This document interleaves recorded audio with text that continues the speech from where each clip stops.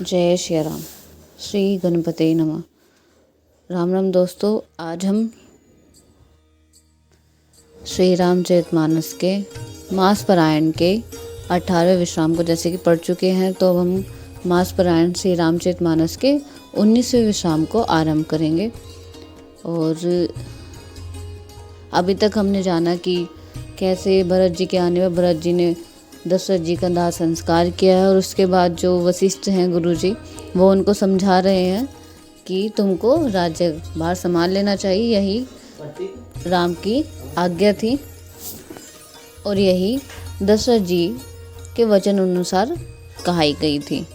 यह बात सुनने के बाद जब काफ़ी लोग भरत जी को सुनाते हैं, समझाते हैं, तो भरत जी उन सभी की बातों को समझकर धीरज धरकर अपने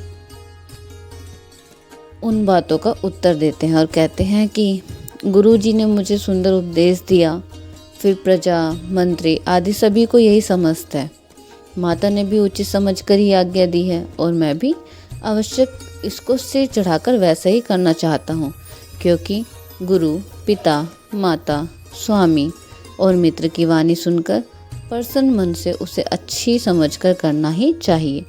उचित अनुचित का विचार करने से धर्म जाता है और सिर पर पाप का भार चढ़ता है।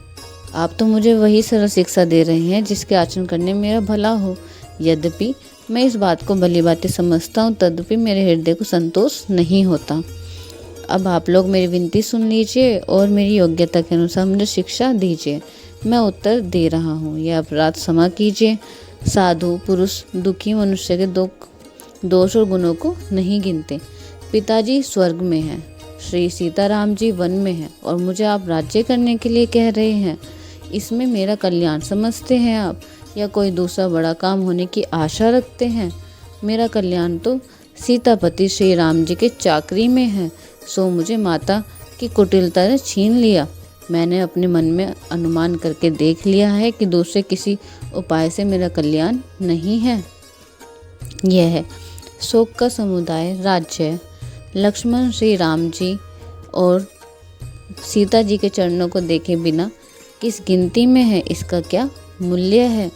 जैसे कपड़े के बिना गहनों का बोझ व्यर्थ है, वैराग्य के बिना ब्रह्म विचार का व्यर्थ है। रोगी शरीर के लिए नाना प्रकार के भोग व्यर्थ हैं। श्री हरि भक्ति के बिना जप और योग व्यर्थ हैं। जीव के बिना सुंदर देह व्यर्थ है। वैसे ही श्री रघुनाथ जी के बिना मेरा सब कुछ व्यर्थ है। मुझे आज्ञा दीजिए, मैं श्री राम जी के पास जाऊं। एक ही निश्चय पूर्वक मेरा हित इसी में है और मुझे राजा बनाकर आप अपना भला चाहते हैं। यह भी आप स्नेह की जड़ता मोह के वशी होकर कह रहे हैं कि कई पुत्र कुटिल बुद्धि, राम विमुख और निर्लज मुख से अधम राज्य से आप मोह के वश होकर ही सुख चाहते हैं। मैं सत्य कहता हूँ, आप सब कुछ सुनकर विश्वास करें। धर्मशील को ही राजा होना चाहिए। आप मुझे हट करके जो ही राज्य देंगे त्यों ही पृथ्वी पाताल में धंस जाएगी। मेरे समान पापों का घर कौन होगा, जिसके कारण सीता जी और श्री राम जी का वनवास हुआ। राजा ने श्री राम जी को वन दिया और उसके बिछड़ते स्वयं स्वर्ग को गमन किया, और मैं दुष्ट जो सारे अनर्थों का कारण हूँ, होश हवास में बैठा सब बातें सुन रहा हूँ। श्री रघुनाथ जी से रहित घर को देखकर और जगत का उपहास सहकर भी ये प्राण बने हुए हैं। इसका यही कारण है कि ये प्राण श्री राम रूपी पवित्र विषय रस में आसक्त नहीं है। वे लालची, भूमि और भोगों के ही भूखे हैं। मैं अपने हृदय की कठोरता कहाँ तक कहूँ, जिसने वज्र का भी तिरस्कार करके बढ़ाई पाई है। कारण से कार्य कठिन होता ही है, इसमें मेरा कोई दोष नहीं है। हड्डी से वज्र और पत्थर से लोहा भयानक और कठोर होते हैं। कैकई से उत्पन्न देह में प्रेम करने वाले ये पामर प्राण भरपेट पूरी तरह से अभागे हैं। जब प्रिय के वियोग में भी मुझे प्राण प्रिय लग रहे हैं, तब अभी आगे मैं और भी कुछ क्या देखूं और सुनूंगा। लक्ष्मण श्री राम जी और सीता जी तो वन दिया, स्वर्ग भेजकर पति का कल्याण किया, स्वयं विधवापन और अपयश लिया, प्रजा को शोक और संताप दिया और मुझे सुख, सुंदर यश और उत्तम राज्य दिया। कैकई ने सभी का काम बना दिया, इससे अच्छा मेरे लिए और क्या होगा। उस पर भी आप लोग मुझे राजतिलक देने को कहते हैं। कैकई के पेट से जगत में जन्म लेकर यह मेरे लिए बहुत ही अनुचित नहीं है। मेरे सब बात तो विधाता ने ही बना दी है, फिर उसमें प्रजा और आप लोग क्यों सहायता कर रहे हैं। जिसे कुग्रह लगे हों अथवा जो पिशाचग्रस्त हो, फिर जो वायु रोग से पीड़ित हो और उसी के लिए बिच्छू डंक मार दे, यदि मदिरा पिलाई जाए तो कहिए ये कैसा इलाज है। कैकई के लड़के के लिए संसार में जो कुछ योग्य था चतुर्विधाता ने मुझे वही दिया, पर दशरथ जी का पुत्र और राम जी का छोटा भाई होने की बढ़ाई मुझे विधाता ने व्यर्थ ही दी। आप सब लोग मुझे टीका कढ़ाने के लिए कह रहे हैं। राजा की आज्ञा सभी के लिए अच्छी है, मैं किस किस को किस किस प्रकार से उत्तर दूं। जिसकी जैसी रुचि हो आप लोग सुखपूर्वक वही कहें। मेरी कुमाता कैकई समेत मुझे छोड़कर कहिए, और कौन चाहेगा कि यह काम अच्छा किया जाए। जड़ चेतन जगत में मेरे सिवा और कौन है, किसको सियापति राम जी के प्राणों के समान प्यारे ना हो। जो परम हानि है उसी में सबका बड़ा लाभ दिख रहा है। मेरा बुरा दिन है, किसी का दोष नहीं। आप सब जो कुछ कहते हैं सो सब उचित ही है, क्योंकि आप लोग शयन शील और प्रेम के वश हैं। श्री राम जी की माता बहुत ही सरल हृदय है और मुझ पर उनका विशेष प्रेम है, इसलिए मेरी दीनता देखकर स्वाभाविक ही स्नेहवशी ऐसा कह रही हैं। गुरु जी के ज्ञान के समुद्र है, इस बात को सारा जगत जानता है। जिनके लिए विश्व हथेली पर रखे हुए बेर के समान है, वे भी मेरे लिए राजतिलक का साज सज रहे हैं। सत्य है, विधाता के विपरीत होने पर सब कोई विपरीत हो जाते हैं। श्री राम जी और श्री सीता जी को छोड़कर जगत में कोई यह नहीं कहेगा कि इस अनर्थ में मेरी सम्मति नहीं है। मैं उसे सुखपूर्वक सुनूंगा और सहूंगा, क्योंकि जहाँ पानी होता है वहाँ अंत में कीचड़ होता ही है। मुझे इसका डर नहीं कि जगत मुझे बुरा कहेगा, और ना मुझे परलोक का ये सोच है। मेरे हृदय में तो बस एक ही दुख दावानल धधक रहा है कि मेरे कारण श्री सीताराम जी दुखी हुए। जीवन का उत्तम लाभ तो लक्ष्मण ने पाया, जिन्होंने सब कुछ तजकर श्री राम जी के चरणों में मन लगाया। मेरा जन्म तो श्री राम जी के वनवास के लिए ही हुआ था। मैं अभागा झूठ मूठ क्या पछताता हूँ। सबको सिर झुकाकर मैं अपनी दारुण दीनता कहता हूँ। श्री रघुनाथ जी के चरणों को दर्शन किए बिना मेरी जी को जलन न जाएगी। मुझे कोई दूसरा उपाय नहीं सूझता। श्री राम जी के बिना मेरे हृदय की बात कौन जान सकता है। मन में एक ही आग निश्चय पूर्वक यही है कि प्रातःकाल प्रभु श्री राम जी के पास चल दूंगा। यद्यपि मैं बुरा हूँ और अपराधी हूँ और मेरे ही कारण यह सब कुछ उपद्रव हुए हैं, तदपि श्री राम जी मुझे शरण में सम्मुख आया हुआ देखकर सब अपराध क्षमा करके मुझ पर विशेष कृपा करेंगे। श्री रघुनाथ जी शील, संकोच, अत्यंत सरल स्वभाव, कृपा और स्नेह के घर हैं। श्री राम जी कभी शत्रु का भी अनिष्ट नहीं किया। मैं यद्यपि टेढ़ा हूँ, पर हूँ तो उनका बच्चा और गुलाम ही। आप सब पंच लोग भी इसी में मेरा कल्याण मानकर सुंदर वाणी से आज्ञा और आशीर्वाद दीजिए, जिससे मेरी विनती सुनकर मुझे अपना दास जानकर श्री राम जी राजधानी को लौट आवे। यद्यपि मेरा जन्म कुमाता से हुआ है और मैं दुष्ट और सदा दोषयुक्त भी हूँ, तो भी मुझे श्री राम जी पर भरोसा है कि वे मुझे अपना जानकर त्यागेंगे नहीं। भरत जी के वचन सबको प्यारे लगे, मानो वे श्री राम जी के प्रेम रूपी अमृत के पगे हुए थे। श्री राम वियोगी रूपी भीषण विष से सब लोग जले हुए थे। वे मानो बीज रहित मंत्र को सुनते ही जाग उठे। माता, मंत्री, गुरु, नगर के स्त्री पुरुष सभी स्नेह के कारण बहुत ही व्याकुल हो गए। सब भरत जी को सराह सराह कर कहते हैं कि आपका शरीर श्री राम प्रेमी साक्षात मूर्ति ही है। हे तात भरत, आप ऐसा क्यों न कहें। श्री राम जी को आप प्राणों के समान प्यारे हैं। जो नीच अपनी मूर्खता से आपकी माता कैकई को कुटिलता को लेकर आप पर संदेह करेगा, वह दुष्ट करोड़ों पुरखों सहित 100 कल्पांतक नरक में घर में निवास करेगा। सांप के पाप और अवगुणों को मनी नहीं ग्रहण करती, बल्कि वह विष को हर लेती है और दुख तथा दरिद्रता को भस्म कर देती है। हे भरत जी, वन को आवश्यक चलिए, जहाँ श्री राम जी हैं। आपने बहुत अच्छी सलाह विचारी। शोक समुद्र डूबते हुए सब लोग आपने उनको बड़ा सहारा दे दिया। सबके मन में कम आनंद नहीं हुआ, अर्थात बहुत ही आनंद हुआ, मानो मेघ की गर्जना सुनकर चातक और मोर आनंदित हो गए हों। दूसरे दिन प्रातःकाल चलने का सुंदर निर्णय देखकर भरत जी सभी को प्राण प्रिय हो गए।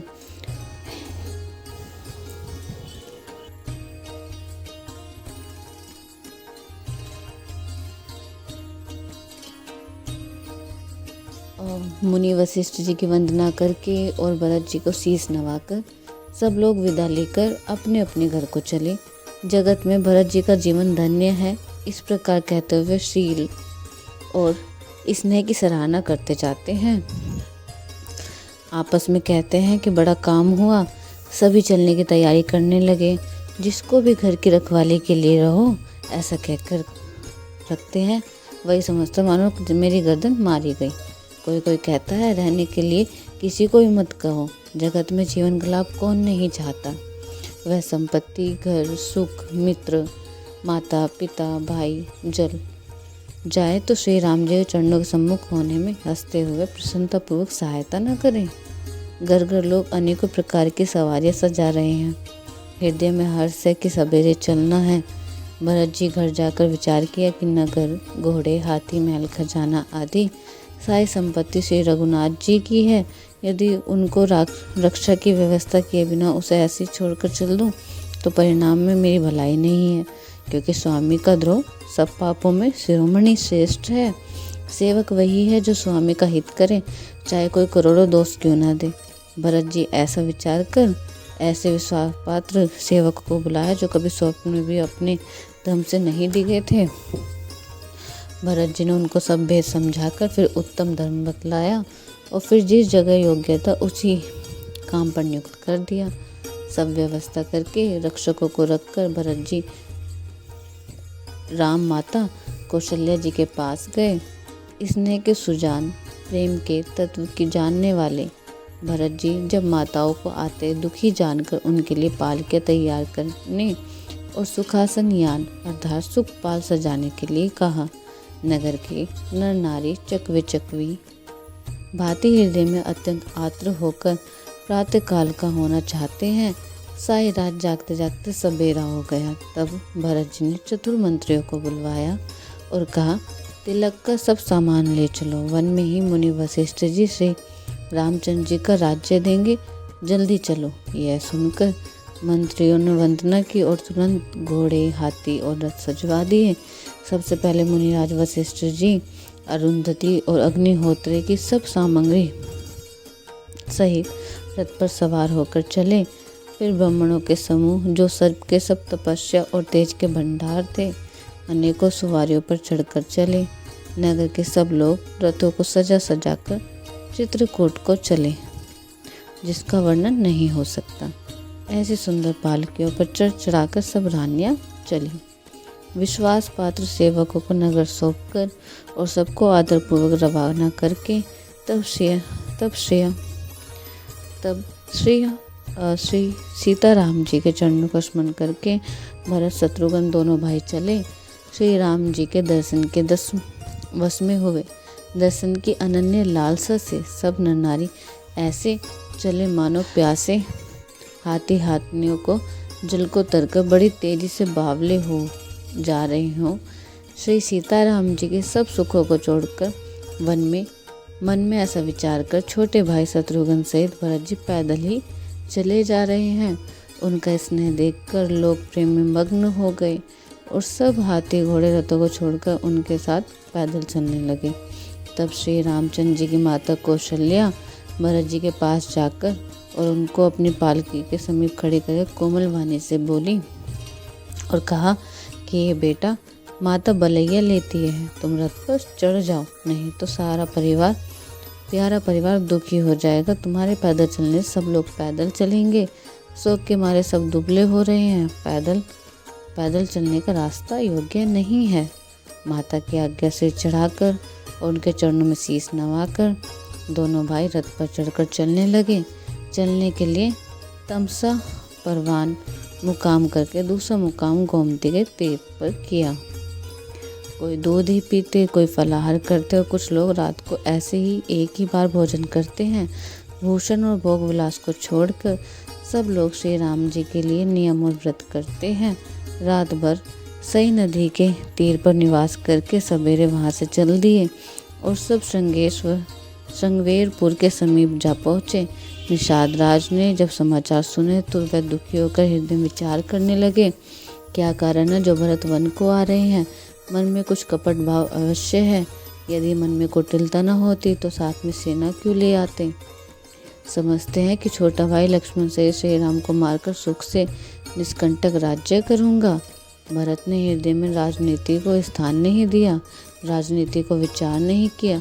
तब पहले तो कलंक ही लगा था, अब तो जीवन से ही हाथ धोना पड़ेगा।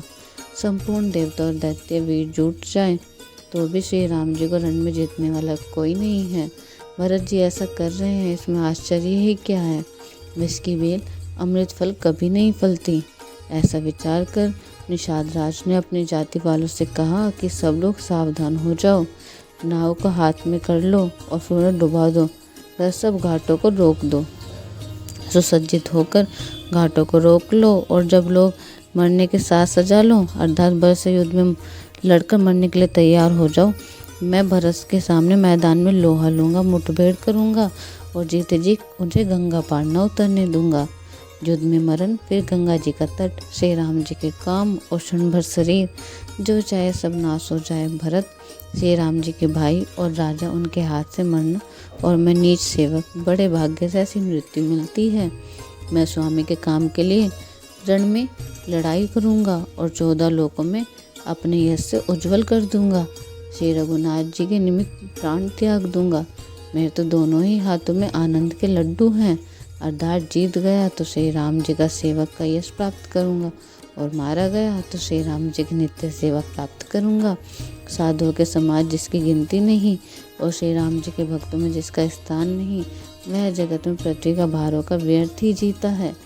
वह माता के यौवन रूपी वृक्ष के काटने के लिए कुल्हाड़ा मात्र है।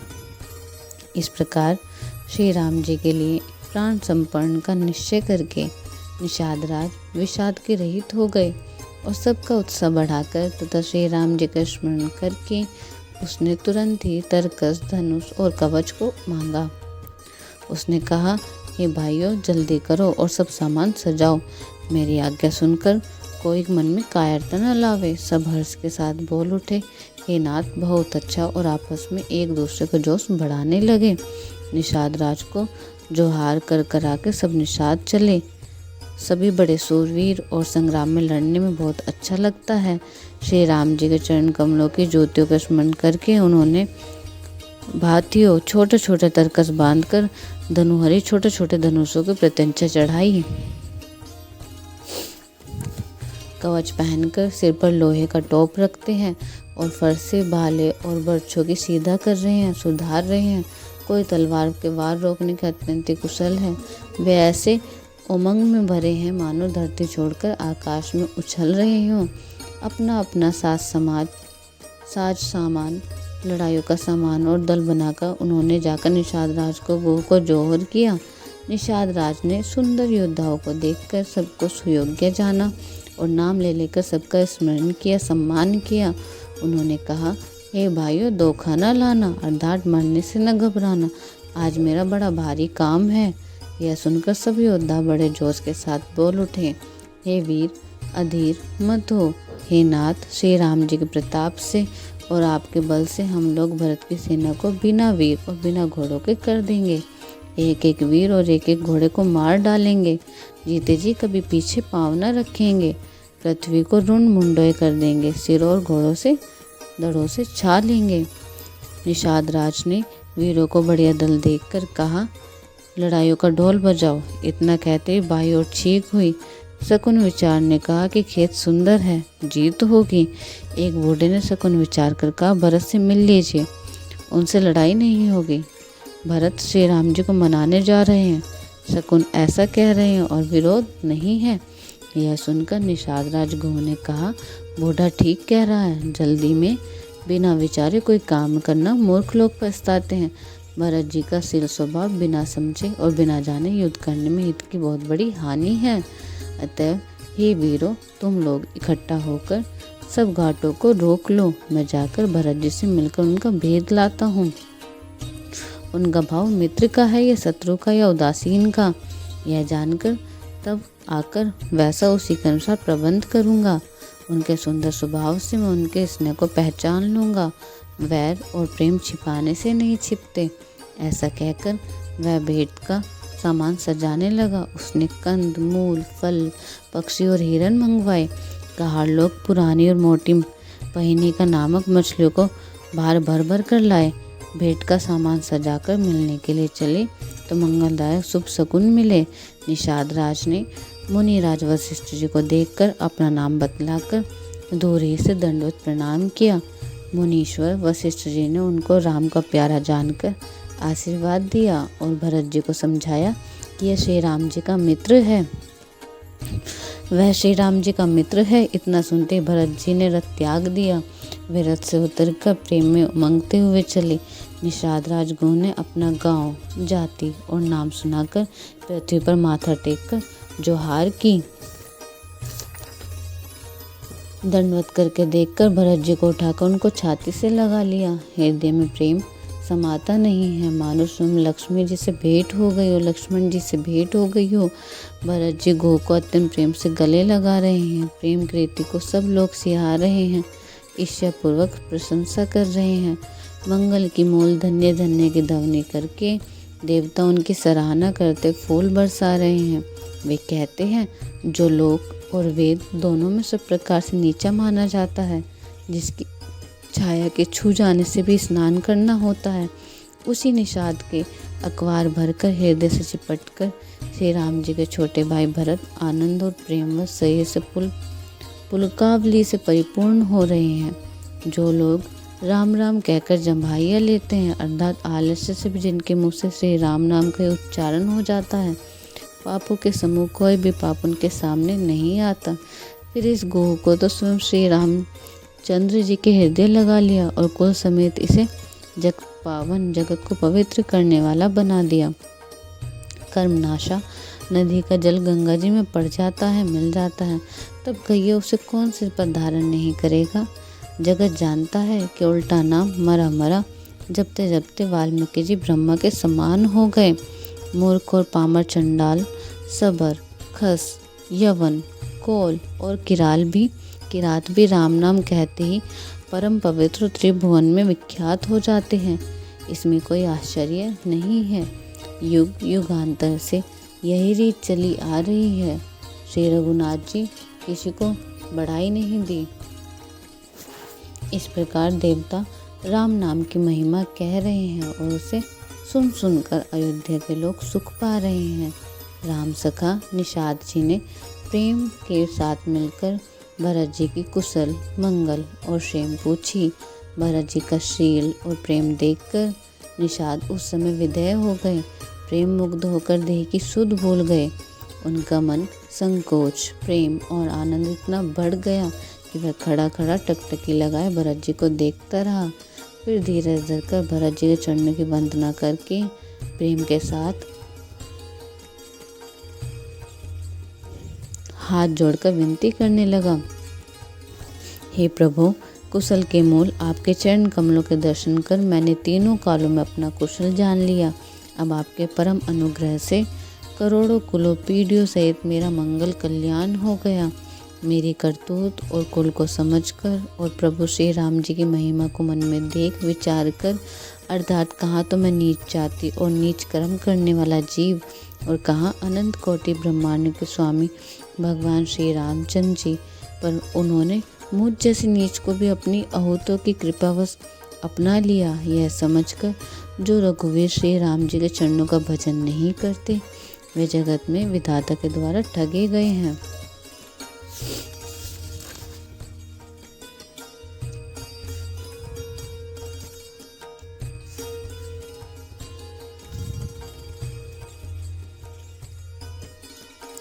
अब जब ठगे गए हैं, उन्होंने ऐसा बोला है, तो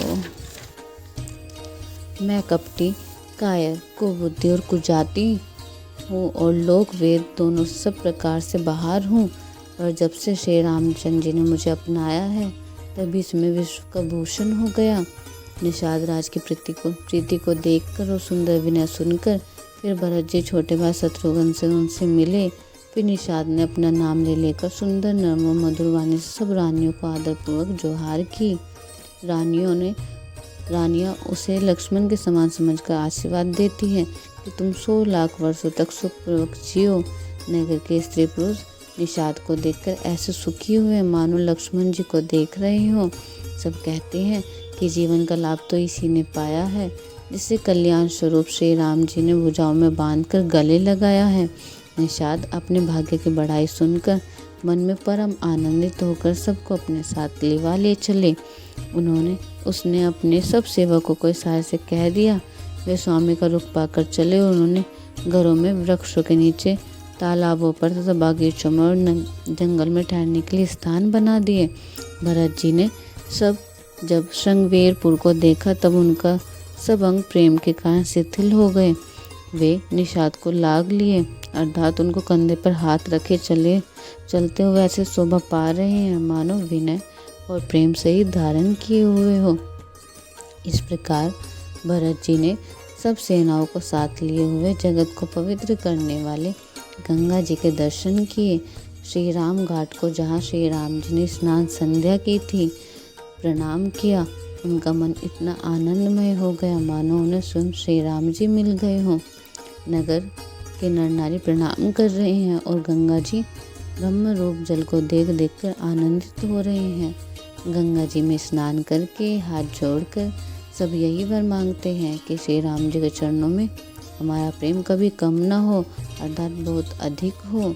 भरत जी ने कहा, हे गंगा, आपके रज सबको सुख देने वाली तथा सेवकों के लिए तो कामधेनु ही है।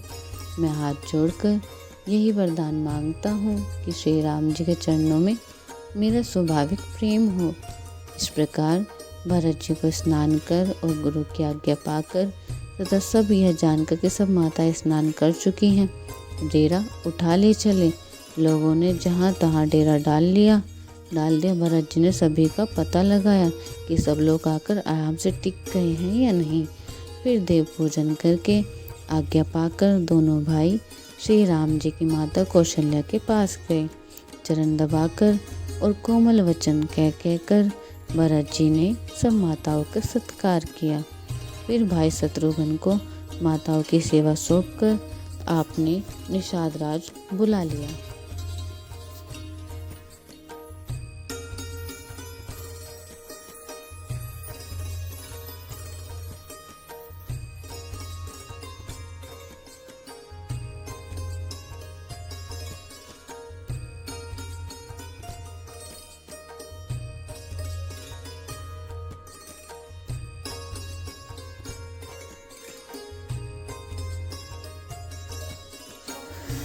सखा निषाद राज जी के हाथ से हाथ मिलाते हुए भरत जी चले। प्रेम कुछ थोड़ा नहीं है, अर्थात बहुत अधिक प्रेम है जिससे उनका शरीर शिथिल हो रहा है।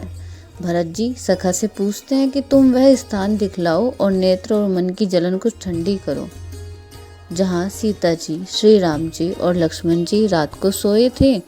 ऐसा कहते ही उनके नेत्रों के कोए में से प्रेम आंसुओं का जल भर आया। भरत जी के वचन सुनकर निषाद को बड़ा विषाद हुआ। वह तुरंत ही उन्हें वहां लेकर गया जहां पवित्र अशोक के वृक्ष के नीचे श्री राम जी ने विश्राम किया था। भरत जी वहां अत्यंत प्रेम से आदर पूर्वक दंडवत प्रणाम किया। कुशों को सुंदर साथरी देखकर उनकी प्रदक्षिणा करके प्रणाम किया। श्री रामचंद्र जी के चरण चिन्हों की रज आंखों में लगाई। उस समय के प्रेम की अधिकता कहते नहीं बनती। भरत जी ने 2-4 स्वर्ण बिंदु, सोने के कन्या तारे आदि जो सीता जी के गहने कपड़ों से गिर पड़े थे देखे तो उनको सीता जी के समान समझकर सिर पर रख लिया। उनके प्रेम आंसुओं के जल से भरे हैं और हृदय में ग्लानि भरी है।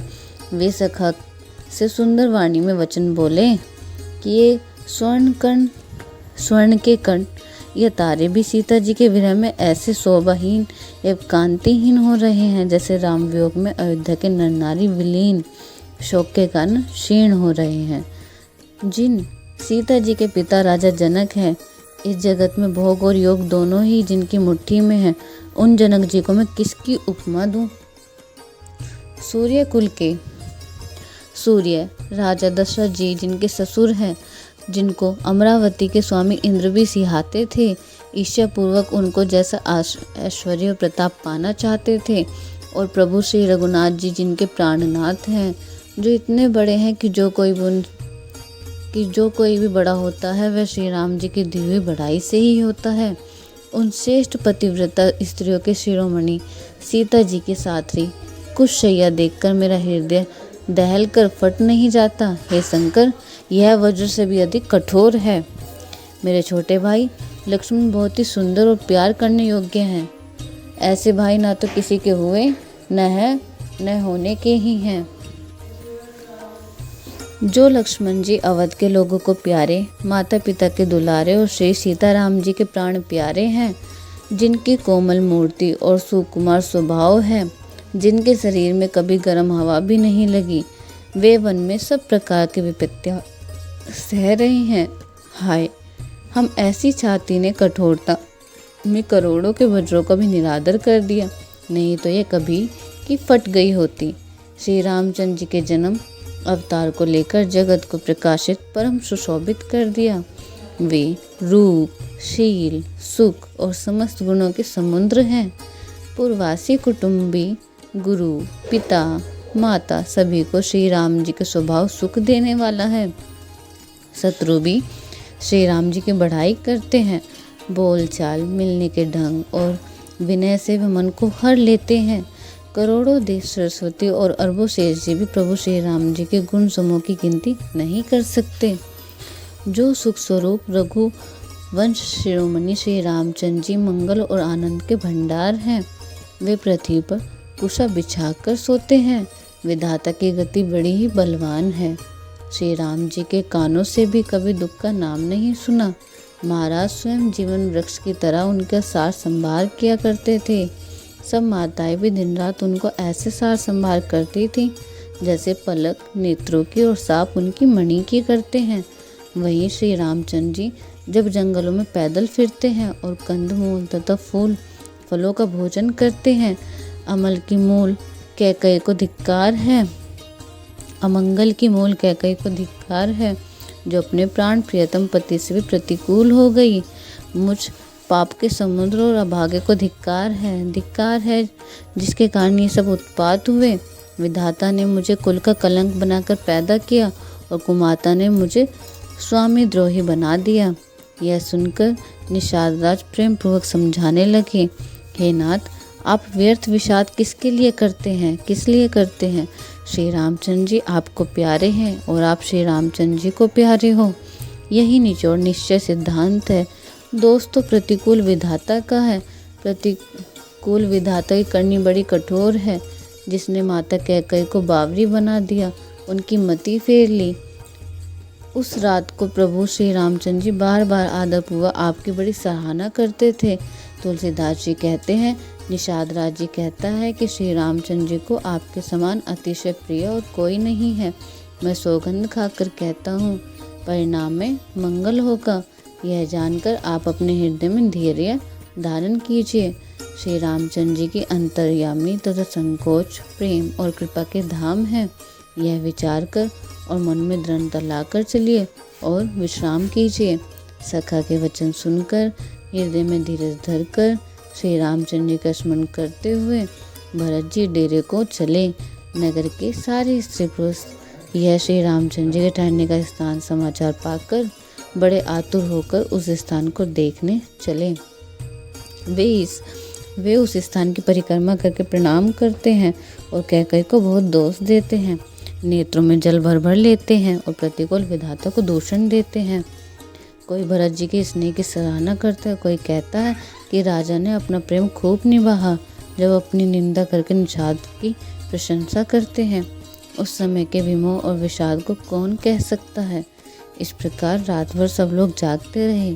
सवेरा होते ही खेवा लगा। सुंदर नाव पर गुरुजी को चढ़ाकर फिर नई नाव पर सब माताओं को चढ़ाया।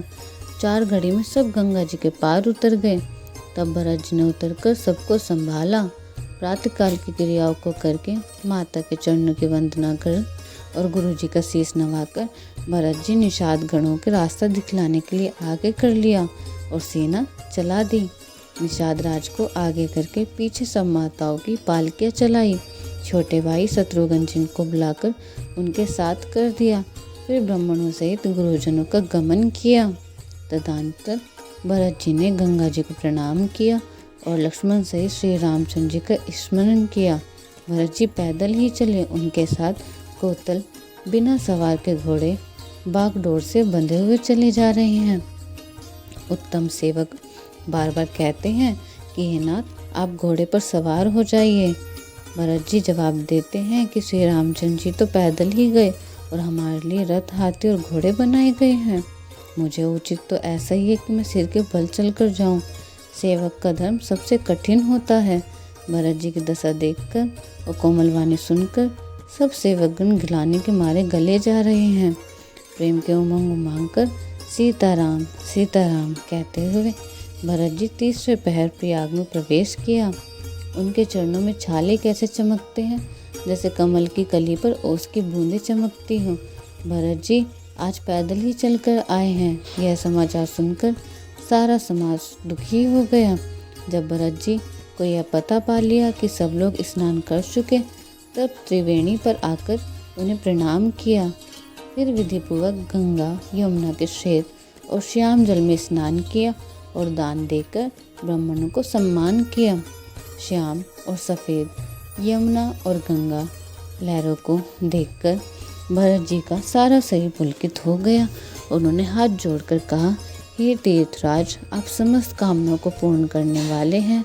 आपका प्रभाव वेदों में प्रसिद्ध और संसार में प्रकट है।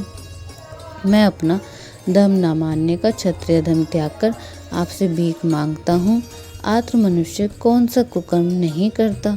ऐसा हृदय जानकर सुजान उत्तम दानी जगत में मांगने वाले की वाणी को सफल किया करते हैं, अर्थात वह जो मांगता है सो दे देते हैं।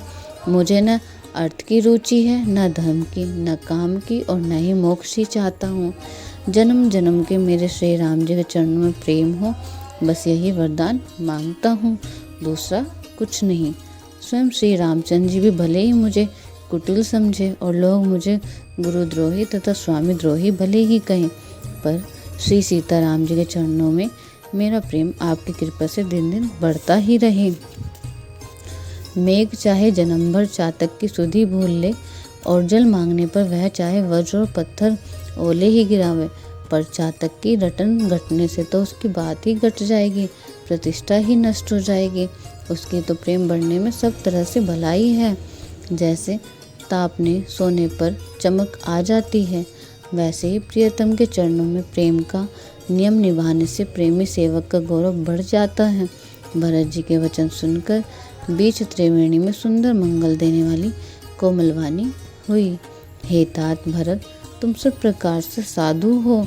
श्री राम जी के चरणों में तुम्हारा अथाह प्रेम है। तुम व्यर्थ ही मन में ग्लानि कर रही हो। श्री राम जी का तुम्हारे समान प्रिय कोई नहीं है। त्रिवेणी जी के अनुकूल वचन सुनकर भरत जी का शरीर पुलकित हो गया, हृदय हर्ष छा गया। भरत जी धन्य है कहकर देवता हर्षित होकर फूल बरसाने लगे। तीर्थराज प्रयाग में रहने वाले वानप्रस्थ ब्रह्मचारी, गृहस्थ और उदासीन सन्यासी सब बहुत ही आनंदित हुए और 10-5 मिलकर आपस में कहते हैं कि भरत जी का प्रेम और शील पवित्र और सच्चा है। श्री रामचंद्र जी के सुंदर गुण समूह को सुनते हुए वे मुनि श्रेष्ठ भरत जी के पास आए, भारद्वाज जी के पास आए। मुनि ने भरत जी को दंडवत प्रणाम करके कहा और उन्हें अपना मूर्तिमान सौभाग्य समझा। उन्होंने दौड़कर भरत जी को उठाकर हृदय से लगा लिया और आशीर्वाद देकर कृतार्थ किया। मुनि ने उन्हें आसन दिया। वे शीश नवाकर इस तरह बैठे मानो भागकर संकोच से घर में घुस जाना चाहते हैं। उनके मन में यह बड़ा सोच है कि मुनि कुछ पूछेंगे तो मैं क्या उत्तर दूंगा। भरत जी के शील और संकोच को देखकर ऋषि बोले, भरत सुनो, हम सब खबर पा चुके हैं। विधाता के कर्तव्य पर कुछ वश नहीं चलता। माता की करतूतों को समझकर याद करके तुम हृदय में ग्लानि मत करो। हे तात, कैकेयी का कोई दोष नहीं है, उसकी बुद्धि तो सरस्वती बिगाड़ गई थी। यह कहते भी कोई भला न करेगा, कहेगा क्योंकि लोक और वेद दोनों ही विद्वानों को मान्य है। किंतु हे तात, तुम्हारा निर्मल यश गाकर तो लोक और वेद दोनों बढ़ा ही पाएंगे। यह लोक और वेद दोनों को मान्य है और यह सब यही कहते हैं कि पिता जिसको राज्य दे वही पाता है। राजा सत्यव्रती थे, तुमको बुलाकर राज्य देते तो सुख मिलता, धर्म रहता और बढ़ाई होती। सारे अनर्थ की जड़ तो श्री रामचंद्र जी का वनगमन है, जिसे सुनकर समस्त संसार को पीड़ा हुई। वह श्री राम का वनगमन भी भावीवश हुआ। बेसमझ रानी तो भावीवश कुचाल करके अंत में पछताई। उसमें तो तुम्हारा भी कोई तनिक भी अपराध करे तो वह अधम, अज्ञानी और असाधु है। यदि तुम राज्य करते तो अभी तुम्हें दोष न होता। सुनकर श्री रामचंद्र जी को भी संतोष ही होता। हे भरत, अब तो तुमने बहुत ही अच्छा किया। यही मत तुम्हारे लिए उचित था। श्री रामचंद्र जी के चरणों का प्रेम होना ही संसार में समस्त सुंदर मंगलों का मूल है। सो यह श्री रामचंद्र जी के चरणों का प्रेम तो तुम्हारा धन, जीवन और प्राण ही है। तुम्हारे समान बड़भागी कौन है?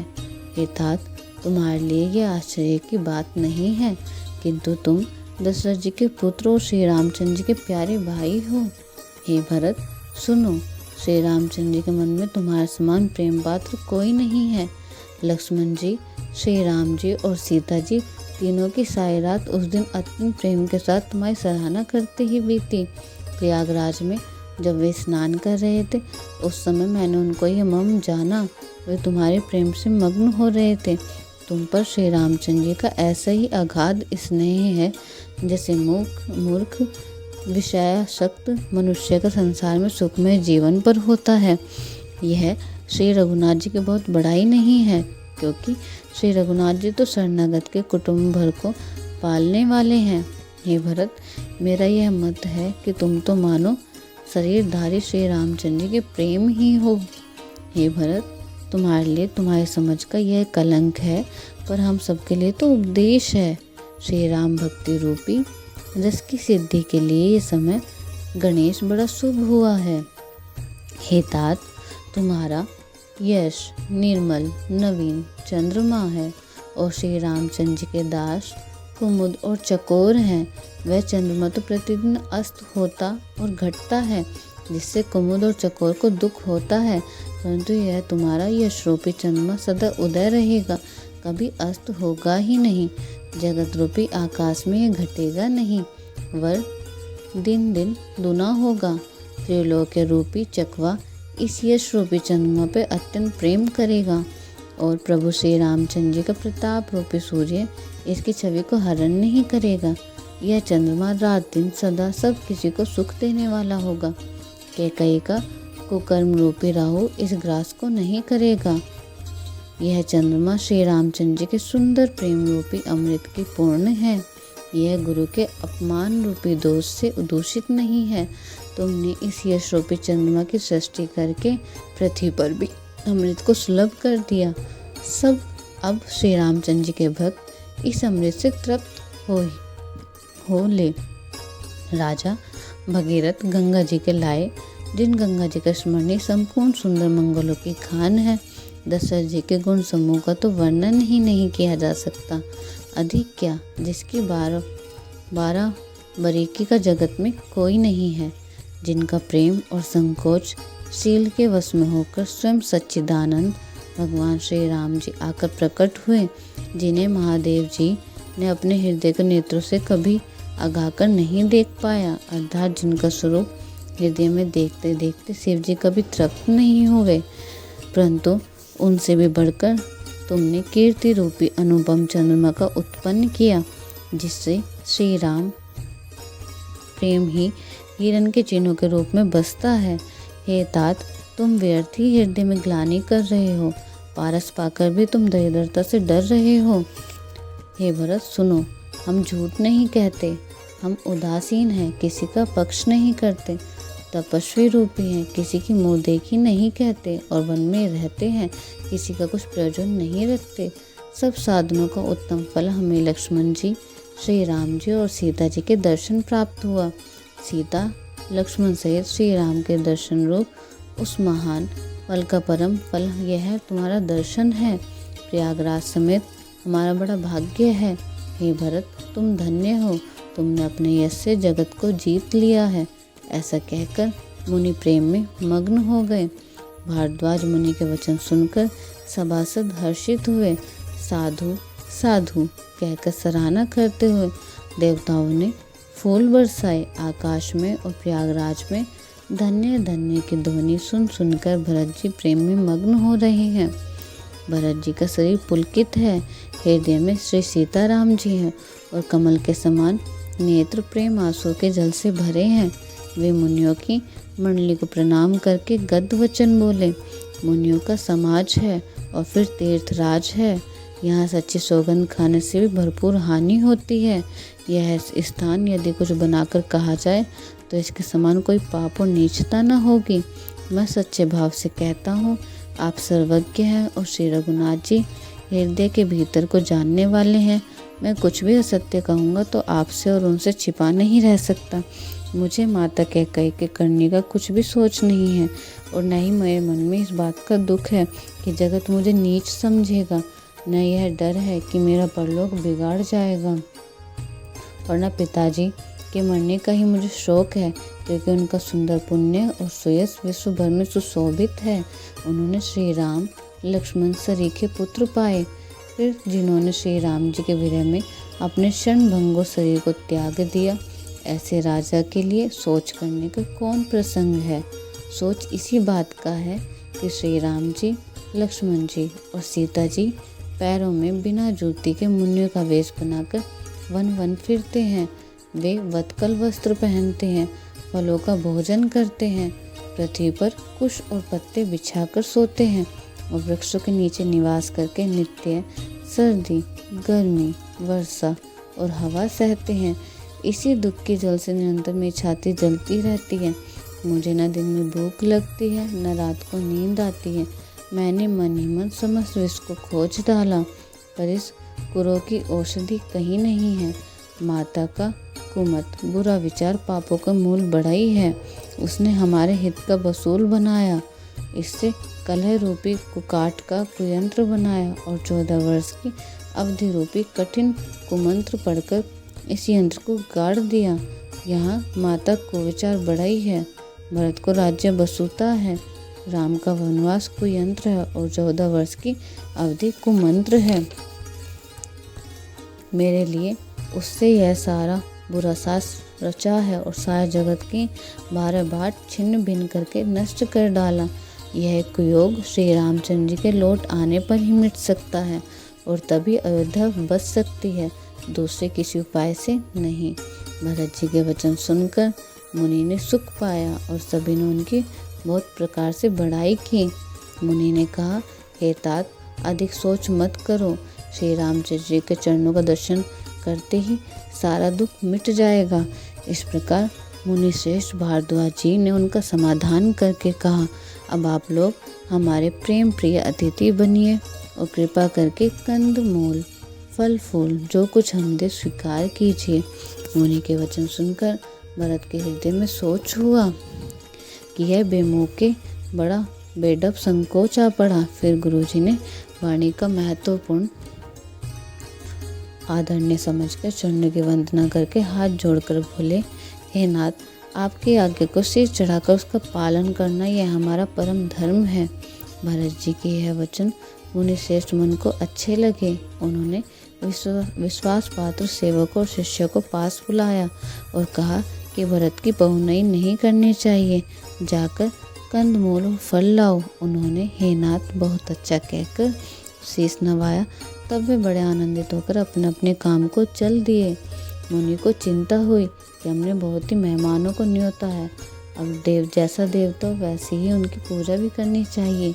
यह सुनकर रिद्धियों और अणिमदी सिद्धियाँ आ गई और बोली, हे गोसाई, जो आपकी आज्ञा हो सो हमें करें। मुनिराज ने प्रसन्न होकर कहा, छोटे भाई शत्रुघ्न और समाज से भरत जी श्री रामचंद्र जी के विरह में व्याकुल हैं, उनकी बहुनाई अतिथि संस्कार करके उनके श्रम को दूर करो। सिद्धि रिद्धि ने मुनिराज की आज्ञा सिर चढ़ाकर अपने को बड़भागी समझा। तब सिद्धियों ने आपस में कहने लगी, श्री राम जी के छोटे भाई भरत ऐसे अतिथि हैं जिनकी तुलना में कोई नहीं आ सकता। अतः मुनि के चरणों की वंदना करके आज वही करना चाहिए जिससे सारा राज समाज सुखी हो। ऐसा कहकर उन्होंने बहुत से सुंदर घर बनाए जिन्हें देखकर विमान भी भिलकते हैं, लजा जाते हैं। उन घरों में बहुत से भोग, इंद्रियों के विषय और ऐश्वर्य ठाट बाट का सामान भरकर रख दिया, जिन्हें देखकर देवता भी ललचा गए। दासी दास सब प्रकार की सामग्री लिए हुए मन लगाकर उनके मनों को देखते रहे, अर्थात उनके मन की रुचि के अनुसार करते रहे। जो सुख के समान स्वर्ग में भी स्वप्न में भी नहीं है, ऐसा सब समान की सिद्धियां पल भर में सज दिए। कहते तो उनसे सब किसी को जिसकी जैसी रुचि थी वैसे सुंदर सुखदायक निवास स्थान दिए और फिर कुटुंब सहित भरत जी को दिए, क्योंकि ऋषि भारद्वाज जी ने ऐसी ही आज्ञा दे रखी थी। भरत जी चाहते थे कि उनके सब समझने को आराम मिले, इसलिए उनके मन की बात को जानकर मुनि ने पहले उन लोगों का स्थान देकर पीछे से परिवार भरत जी को स्थान देने के लिए आज्ञा दी थी। मुनि श्रेष्ठ तपोबल से ब्रह्म को भी चकित कर देने वाला वैभव रच दिया। जब भरत जी ने मुनि के प्रभाव को देखा तो उनके सामने उन्हें इंद्र, वरुण, यम, कुबेर आदि सब लोकपाल के लोग तुच्छ जान पड़े। सुख की सामग्री का वर्णन नहीं हो सकता, जिसे देखकर ज्ञानी लोग भी वैराग्य भूल जाते हैं। आसन, सेज, सुंदर वस्त्र, चंदोवे, वन, बगीचे, भांति भांति के पक्षी और पशु, सुगंधित फूल और अमृत के समान स्वादिष्ट फल, अनेकों प्रकार के तालाब, कुएं, बावरी आदि निर्मल जलाशय तथा अमृत से भी अमृत शरीर के पवित्र खान पान के पदार्थ थे, जिन्हें देखकर सब लोग संयमी पुरुष विरक्त मुनियों की भांति सकुचा रहे हैं। सभी के डेरों में मनोवांछित वस्तु देने वाले कामधेनु और कल्प वृक्ष हैं, जिन्हें देखकर इंद्र और इंद्राणी भी अभिलाषा होती है, उनको भी मन ललचा जाता है। वसंत ऋतु है, शीतल, मंद, सुगंधित 3 प्रकार की हवा बह रही है। सभी को धर्म, अर्थ, काम और मोक्ष चारों पदार्थ सुलभ हैं। माला, चंदन, स्त्री आदि के भोगों को देखकर सब लोग हर्ष और विषाद के वश हो रहे हैं। हर्ष तो भोग सामग्रियों को मुनि के तब प्रभाव को देखकर होता है, उन्हें विषाद इस बात से होता है कि श्री राम के वियोग में नियम व्रत से रहने वाले हम लोग भोग विलास में क्यों आ फंसे। कहीं इनका आसक्त होकर हमारा मन नियम व्रतों को ना त्याग दे। संपत्ति, भोग, विलास की सामग्री चकवी है और भरत जी चकवा है, और मुनि की आज्ञा खेल है, जिसने उस रात को आश्रम रूपी पिंजरे में दोनों को बंद कर रखा है। और ऐसे ही सवेरा हो गया। जैसे किसी बहेले द्वारा एक पिंजरे में रखे जाने पर चकवे का रात को सहयोग नहीं होता, वैसे ही भारद्वाज जी की आज्ञा से रात भर लोग समाधियों के साथ रहने पर भी भरत जी के मन से उनका स्पर्श तक नहीं किया। तो बोले सियापति रामचंद्र की जय। तो राम राम दोस्तों, आज हमने श्री रामचरितमानस के मास पारायण का 19वां विश्राम भी समाप्त किया है। आने वाले पाठ में हम श्री रामचरितमानस के मास पारायण के 20वें विश्राम के बारे में जानेंगे। तब तक के लिए जय श्री राम, धन्यवाद।